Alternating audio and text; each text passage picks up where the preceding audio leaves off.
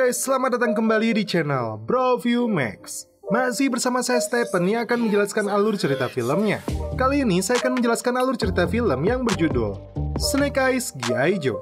Film ini menceritakan tentang seorang anak laki-laki menyaksikan ayahnya dibunuh dan dibakar di rumahnya oleh orang yang tak dia kenal. Dia kemudian tumbuh dewasa sebagai petarung bebas yang jago seni bela diri berjuluk Snake Eyes. Seperti apakah kisahnya? Langsung saja, sebelum masuk ke ceritanya seperti biasa siapkan apa? Ya tentunya Kopai dan Udbray untuk menemani kalian dalam menonton alur cerita film ini. Dan sekarang kita masuk intro.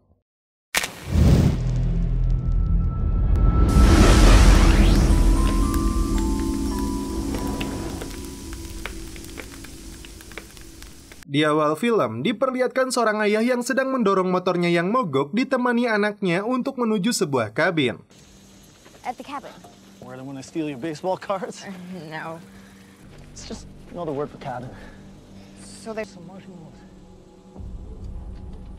Malam hari, sang ayah membangunkan anaknya dan memintanya bersembunyi di dalam kamar. Dad, what's happening?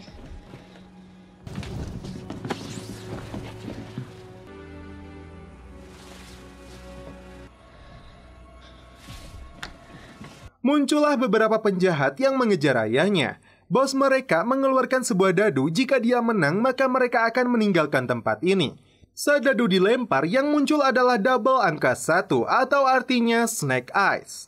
Sang anak yang melihatnya mencegah mereka membunuh ayahnya, namun usahanya gagal dan dia segera lari. Malam itu dia dieksekusi dan rumahnya dibakar.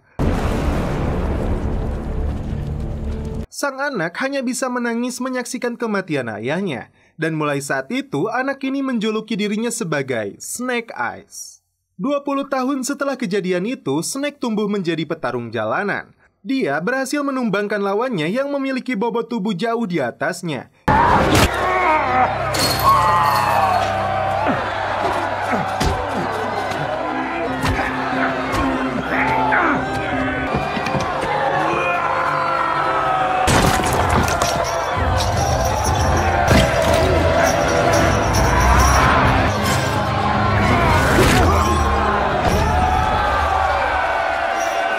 Setelah pertandingan itu, seorang anggota Yakuza dari kelompok Cobra bernama Kenta Takamura hendak merekrutnya. Awalnya, Snake menolak tawarannya, namun saat dia mengatakan akan membantunya menemukan pelaku pembunuh ayahnya, Snake terpancing dan akhirnya bergabung ke dalam kelompoknya. Especially people who... And I promise you, I'll find a spot for you in my crew. Singkat cerita, dia bertugas menjaga keamanan di sekitar dermaga di Los Angeles, Amerika. Dia cukup dekat dengan Tommy yang merupakan penerus dari klan Arashikage. Kelompok gangster ini menyelundupkan senjata ilegal yang disembunyikan di dalam perut ikan. Tommy kemudian ditangkap karena dianggap sebagai mata-mata dari klan Arashikage. Dia dan Kenta adalah saudara sepupu. Snake ditugaskan oleh Kenta untuk mengeksekusinya. Di luar dugaan, Snake tidak menembaknya karena ternyata dia berpihak kepada Tommy. Dia langsung melawan mereka dan membebaskan Tommy.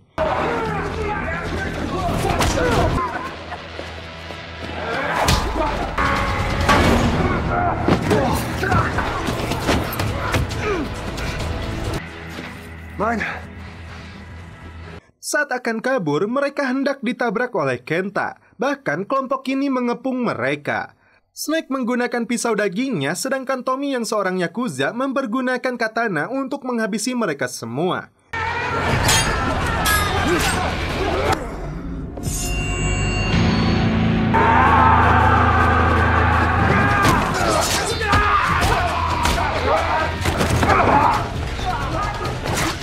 Now can we go? Setelah situasi aman, mereka hendak pergi dari lokasi itu mempergunakan sebuah kapal perahu. Namun Tommy berpikir lain saat dia melihat Kenta. Dia langsung menyerangnya dan otomatis anak buahnya kembali berdatangan. Tidak ada pilihan lain. Snake kembali membantunya. Mereka sempat masuk ke dalam truk. Gangster ini kembali menyerang, bahkan mereka menusukkan seluruh katananya hingga melubangi seluruh truk. Snake sempat terluka terkena katana di perutnya. Mereka sudah terjebak dalam situasi tersebut, namun untungnya mereka terselamatkan dengan kedatangan LAPD. LAPD, drop your... Yeah. Snake terbangun sudah berada di dalam pesawat pribadi milik Tommy. Dia tidak membunuh Tommy karena melihat sorot mata yang membawa nilai kehormatan yang berbeda dengan sepupunya Kenta. Tommy dan Kenta adalah penerus untuk klan Arashikage, namun karena ketamakan dan keserakahan dia mencoba membunuhnya. Diketahui pula Kenta menyelundupkan senjata ilegal itu dari LA untuk dibawa ke Jepang. Dan kini Snake dibawa oleh Tommy menuju Tokyo. Sampai di markasnya, puluhan anak buah Tommy menyambut mereka. Seorang wanita bernama Akiko adalah kepala keamanan mereka. Mereka bertiga duduk dan membungkuk saat pimpinan klan Arashikage datang menemuinya. Dia bernama Sen sekaligus nenek Tommy. Tommy meminta Snake untuk bergabung bersama klannya. Awalnya, Akiko menolak rencana itu, namun Tommy meyakinkan mereka bahwa Snake layak karena pengorbanan yang telah dia lakukan. Dan 3 tantangan prajurit yang diberikan kepadanya akan menjawab semua ini. Dan Sen akhirnya menyetujui permintaan Tommy. Snake mendapat penjelasan 2 tantangan pertama akan membersihkan dirinya dari rasa ego, amarah, dan ketakutan. Hingga dia mendapatkan ujian ketiga yang sesungguhnya. Snake terkejut karena jika dia gagal artinya hidupnya akan berakhir. Keesokan harinya, Snake memulai latihan menjadi seorang ninja. You need to get farther, faster. With scouts, guardians, infiltrators. You will. Akiko kembali mengingatkan Tommy karena dia tidak bisa menemukan sedikit pun identitas tentang Snake. Dia merasa keputusannya terlalu terburu-buru. Terlebih 80% peserta tidak pernah berhasil melewati ujian pertama. Sen kemudian memperkenalkan seorang Hardmaster dari klan ini. Dia diperankan oleh aktor Indonesia Iko Uwais.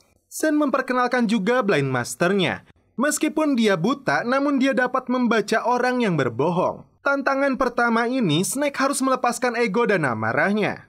Iko kemudian memilih senjata yang akan digunakan untuk menguji Snake. Ternyata dia hanya mengambil 2 mangkuk yang diisi air. Snake harus merebut mangkuknya tanpa menumpahkan setetes pun airnya. Dia hanya memiliki 4 kali kesempatan untuk melakukannya. Percobaan pertama dan kedua, Snake gagal merebutnya. Kemampuan bela dirinya jauh di bawah Iko. Bahkan saat percobaan ketiga, Snake kembali gagal dan dipermalukan di hadapan mereka.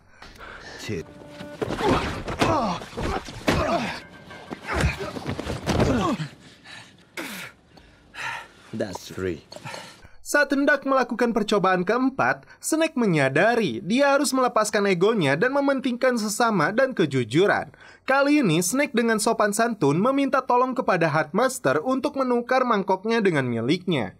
Dan semudah itulah ternyata ujian ini diberikan kepadanya. Setelah lolos dari ujian pertama itu, Snake sempat-sempatnya menggoda Akiko yang dia rasa mengaguminya. Malam itu, mereka makan besar atas keberhasilan Snake melewati ujian pertamanya. Tommy mengatakan dia menjadi satu-satunya penerus Arashikage dan telah lama dia dipersiapkan untuk menjadi pemimpin baru klan ini. Dia kembali mengajak Snake untuk menjadi saudaranya mempertahankan keluarga ini. Snake mengatakan kepada Akiko bahwa Hardmaster memandangnya dengan konyol, padahal katanya dia menderita rabun jauh. Sebenarnya yang melihatnya dengan tajam adalah Blind Master dengan mata hatinya. Setelah acara itu, Snake meminjam salah satu koleksi motor milik Tommy. Dia datang ke sebuah sauna dan ternyata untuk menemui Kenta. Snake masih bekerja kepadanya dan berhasil mendapatkan kepercayaan Tommy. Snake mau melakukan penyamaran berbahaya ini demi menemukan pembunuh ayahnya yang dijanjikan oleh Kenta. Dia bahkan menunjukkan dadu milik si pelaku. Kenta akan menepati janjinya jika Snake memberikan kepadanya sebuah artefak bernama Permata Mentari yang disembunyikan di kastil. Benda itu memiliki kekuatan Arashikage. Saat Snake kembali ke rumah Tommy, Akiko memperhatikannya. Pagi hari, saat Snake melihat sekitar kastil ini, Tommy muncul mengejutkannya. Dia menceritakan tentang Permata Mentari yang memiliki kekuatan super. Mereka ditugaskan untuk melindunginya dengan nyawa mereka dan berjanji untuk tidak mempergunakannya. Tommy kemudian memberikan sebuah hadiah katana yang diberi nama Morning Light kepada Snake karena sudah melewati ujian pertama. Meskipun menembak dengan senjata jauh lebih mudah, tapi katana adalah bentuk kehormatan. Sebelum pergi, Tommy mengatakan kastil itu hanya bisa dibuka oleh neneknya, Master, dan DNA dirinya. Sore hari, Snake mencoba mendekati kastil yang dijaga pasukan ninja. Tiba-tiba, Akiko mengejutkannya. Snake beralasan dia sedang berlatih. Akiko kemudian mengajak duel dengan katana barunya itu. Berkali-kali, Snake tidak bisa meladeni kemampuan bertarung Akiko. Cut them both off. Hit me. Sword.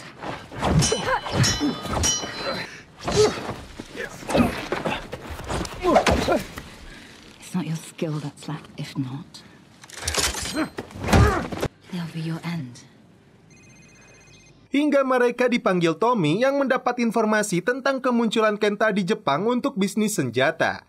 Mereka bertiga kemudian berangkat untuk menghabisi Kenta dan kelompok gangsternya. Di sebuah lokasi gang sempit, Akiko langsung melancarkan serangan untuk menghabisi anak buah Kenta.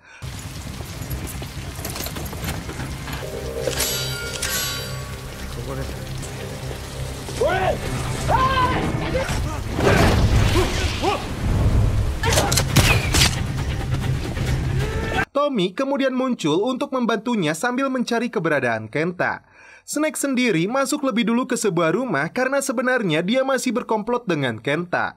Saat si botak mengambil senjata, Snake memintanya untuk mundur, namun dua gangster malah menyerangnya.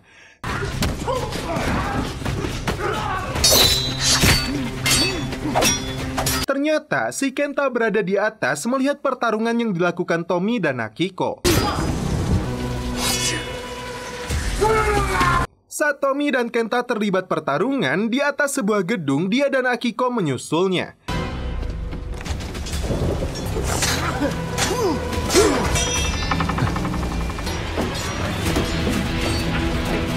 Saat Tommy sudah tidak berdaya akibat dikalahkan Kenta, Snake mencegah dia membunuhnya dengan merobohkan sebuah menara besi. Mereka bertiga menemukan persenjataan milik Kenta yang akan dijadikan alat perang untuk melawan klan Arashikage. Informasi ini dia teruskan kepada Scarlet atau Mayor O'Hara bahwa Kenta telah berkomplot dengan organisasi kejahatan bernama Cobra. Scarlet rupanya sedang beraksi untuk melumpuhkan dua gembong teroris Cobra yang menghadangnya.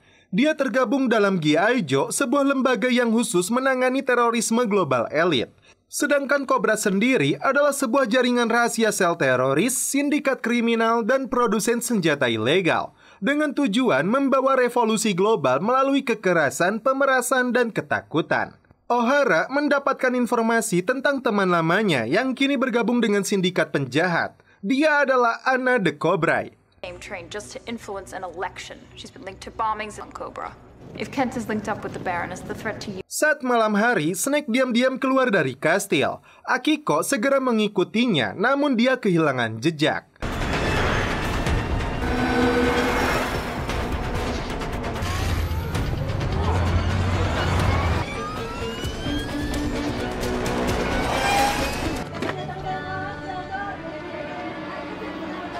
Snake datang ke markas Cobra untuk menemui Kenta. Dia menegaskan tidak ingin terlibat dengan teroris. Si Anna muncul karena mereka punya kepentingan masing-masing. Dengan batu permata itu, Kenta ingin menghancurkan klannya dan dia sendiri menginginkan batu tersebut setelah Kenta selesai menggunakannya.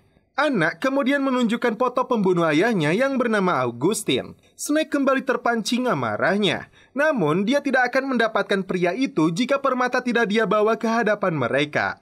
Kembali ke kastil, Snake mendapat ujian kedua dari Blind Master. Dari telapak tangannya, sebuah cahaya yang bisa mengungkap semuanya. Snake kemudian mengikuti cahaya tersebut hingga dia masuk ke dalamnya. Diperlihatkan kembali saat ayahnya tewas di dalam kabin, dan Snake menyesali hal itu karena tidak bisa menyelamatkannya. I'm sorry, Doc.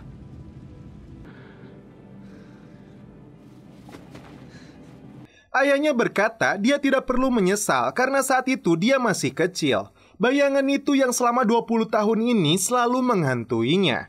Blind menyatakan dia lolos di ujian kedua. Tiba waktunya ujian ketiga bagi Snake. Sebagai penentu dia layak diterima atau tidak menjadi keluarga Arashikage. Dia masuk ke dalam lubang dan menginjak ubinnya untuk menunggu penilaian. Ternyata muncul 3 anaconda tua yang siap menelannya jika dia dinilai sebagai orang kotor.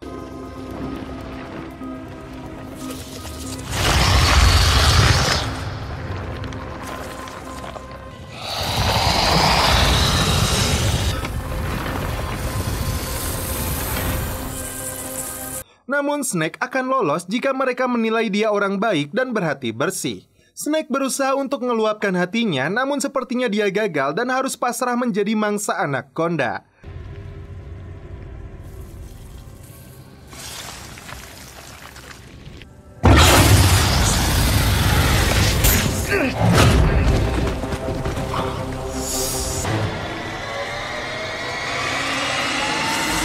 Akiko yang menaruh rasa nekat turun untuk menyelamatkannya.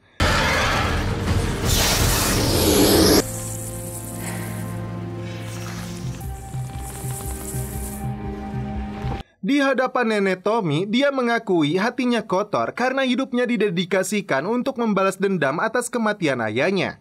Blind mengatakan kepada Sen bahwa Snake berbicara jujur. Snake yang kecewa dengan dirinya kemudian pergi mengambil katana dan kembali menemui Tommy.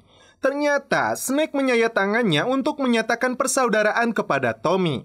Tommy pun melakukan hal yang sama. Kini mereka menjadi saudara karena darah mereka telah disatukan. Namun Snake ini cerdas. Dia membutuhkan darah Tommy untuk membuka akses pintu permatanya. Snake berpura-pura keluar dari kastil padahal dia kembali menyelinap masuk. Beberapa kamera pengawas sengaja dia rusak hingga Tommy dan ninjanya melakukan pengawasan.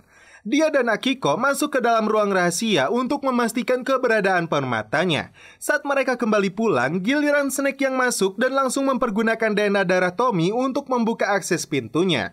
Snake pun berhasil mendapatkan permatanya, namun Akiko mencegatnya. Dia berhasil melumpuhkan Akiko dan segera kabur. Sen marah mengetahui hal ini dan menugaskan kembali Tommy dan Akiko untuk mengejar Snake dan merebut kembali batunya. Snake datang kepada Kenta dan langsung memberikan permata itu. Dia mencoba kekuatan batu tersebut kepada anak buahnya. Batu super itu mengeluarkan api yang langsung membakar. Dan Snake akhirnya bisa menemukan pelaku yang membunuh ayahnya. Dia menunjukkan dadu miliknya dan memaksa dia untuk melemparnya seperti yang dia lakukan kepada ayah Snake. Dia pun sadar dan mengakui perbuatannya karena Cobra memberinya perintah. Seketika itu pula, Snake menyadari semua ini adalah rencana Cobra termasuk dirinya yang terjebak dalam kejahatan mereka. Kini dia harus balik melawan Kenta yang hendak menghancurkan klan Arashikage. Saat Tommy dan Akiko sedang mengejar Snake, ternyata dia langsung beraksi untuk menghabisi komplotan Cobra yang membuntuti mereka.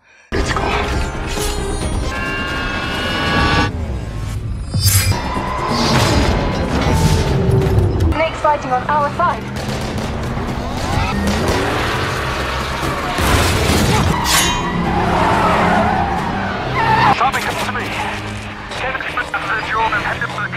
Di sisi lain, Kenta sudah tiba di kastil dan langsung melakukan serangan mempergunakan kekuatan permata itu. Pertarungan antara dua kelompok Yakuza tak terelakkan lagi.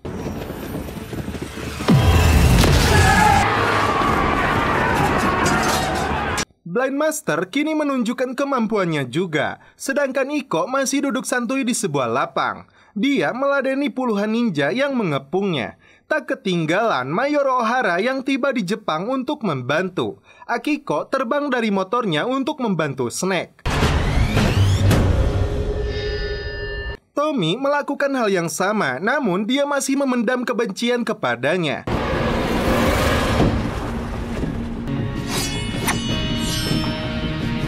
Iko dengan mudah melumpuhkan mereka dengan perpaduan jurus ninja dan silat Betawinya.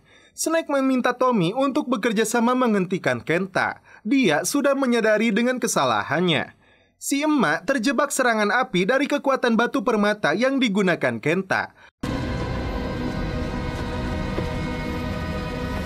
Anak meminta batu tersebut kepada Kenta karena keinginannya sudah tercapai.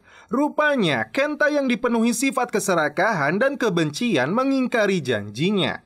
Anna yang didepak oleh Kenta kini bergabung dengan O'Hara dan si emak untuk melawan anak buah Kenta.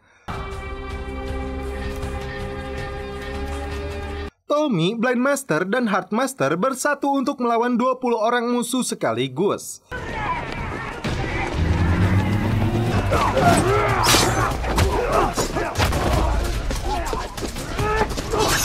Tak disangka, si emak ini juga bukan nenek sembarangan yang bisanya nyepah doang. Dengan menggunakan kipasnya, dia menghabisi musuh.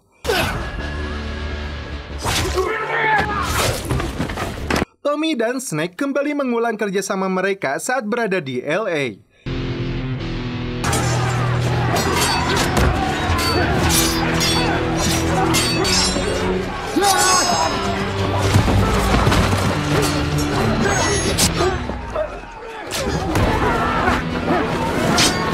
Bedanya kali ini, Snake sudah beraksi layaknya seorang ninja. Puluhan dinamit dikumpulkan untuk melawan Kenta.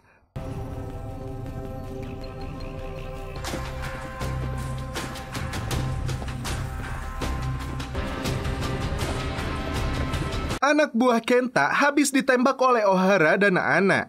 Namun Kenta sendiri kebal akibat permata yang dipegangnya. Si emak langsung mengeluarkan bom asapnya agar mereka semua bisa bersembunyi.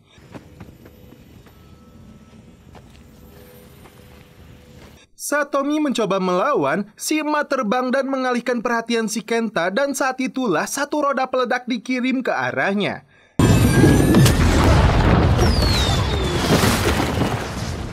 Batu yang terlepas berhasil diambil oleh Tommy. Dia langsung mempergunakannya untuk menyerang Kenta, padahal sudah jelas aturan melarangnya. Kenta ternyata kabur dan Snake sedang mengejarnya.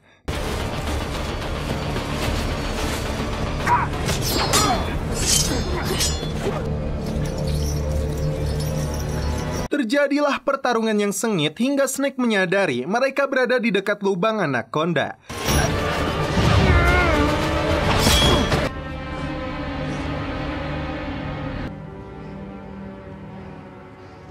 Dengan sebuah rantai, Snake menjebaknya agar dia terseret masuk ke bawah.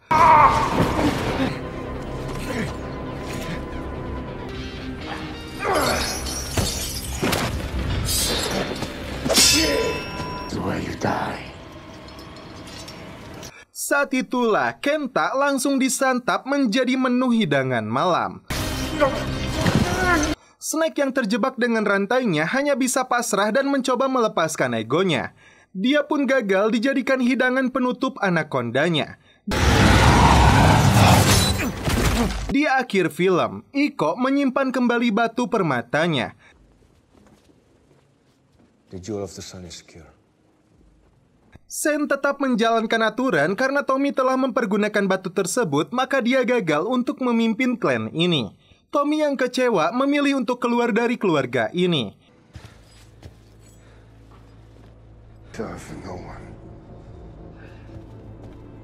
O'Hara kembali datang memberikan berkas tentang ayah Snake yang ternyata seorang G.I. Joe. Father was one of us, a Joe. Kini dia ditawari untuk meneruskan perjuangan ayahnya. Dan setelah itu film pun berakhir. Oke guys, bagaimana menurut kalian alur cerita film dari Snake Eyes G.I. Joe ini? Salah satu yang menurut saya menarik adalah dari sisi koreografi. Pasalnya, banyak koreografi yang diadaptasi pada film ini, seperti karate, kungfu, ninjutsu, taekwondo, dan banyak lagi. Arsitektur Jepangan juga menjadi film ini tampak hidup menurut saya. Arsitektur pada film ini saya yakin juga banyak menggunakan green screen, namun itu yang membuat saya salut. Dengan banyak cara oleh kru film ini, berhasillah menyajikan kota Jepang yang penuh neon dan gang-gang sempit. Namun pada intinya tidak lupa juga dengan slogan Broview, apapun filmnya, minumnya tetap Kopai. Mantap. Oke guys, cukup sekian alur cerita film ini. Salam penutup seperti biasa dari kami. Mohon maaf bila ada kata-kata yang kurang berkenan di hati kalian. Mohon dimaafkan ya. Salam perfilman duniawi. Keep enjoy.